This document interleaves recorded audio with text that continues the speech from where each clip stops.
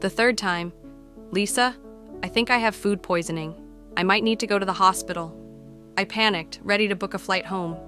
But then I called my daughter. Mom, he's fine. He ordered pizza and he's watching TV. He was faking it, so I turned off my phone for the rest of the day.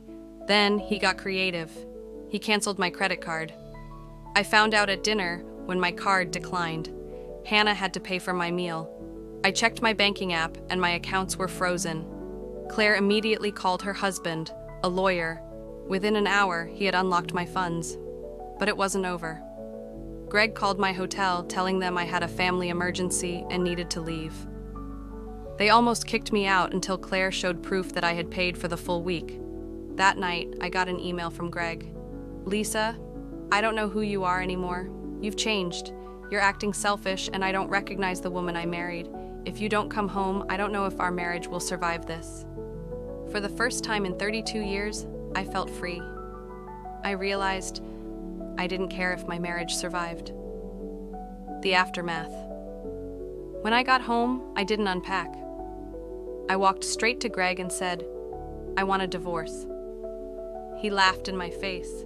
Lisa, don't be ridiculous. You wouldn't survive without me. But this time, I had a plan. Claire's husband helped me find a lawyer. The house?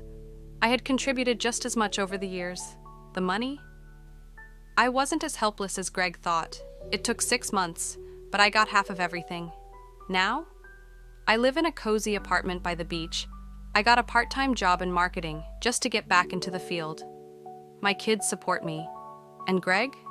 He's miserable. He calls, begs, pleads. But I finally see him for what he is, a man who never wanted me to be happy.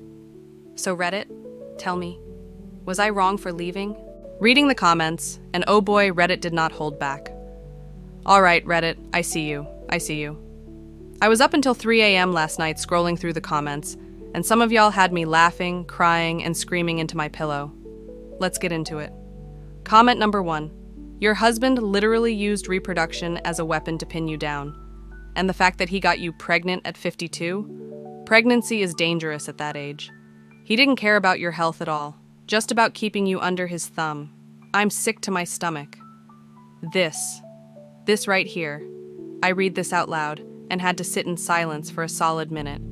Because you're right, it was never about the kids, it was about control. When I found out I was pregnant at 52, I went into shock. The risks? Through the roof. I knew it. My doctor knew it. Greg didn't care.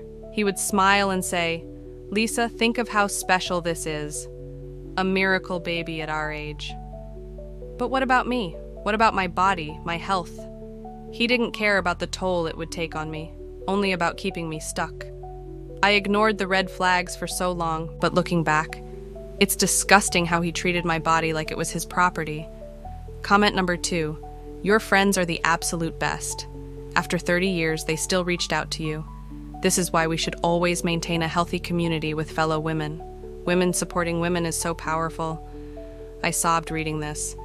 You have no idea how much I had convinced myself that I had no one, that after all these years my friendships had faded, but they never left me. The moment I got that message from Claire, it was like someone had reached through the phone and shaken me awake. These women, they saved me. They reminded me who I was. So, if you're reading this and thinking about reaching out to an old friend, do it. Life is long, and real friendships don't die. Comment number 3. At some point in your marriage, did you ever reveal to him that you were unhappy and unfulfilled staying home all the time? Did you ever communicate your ambitions with him?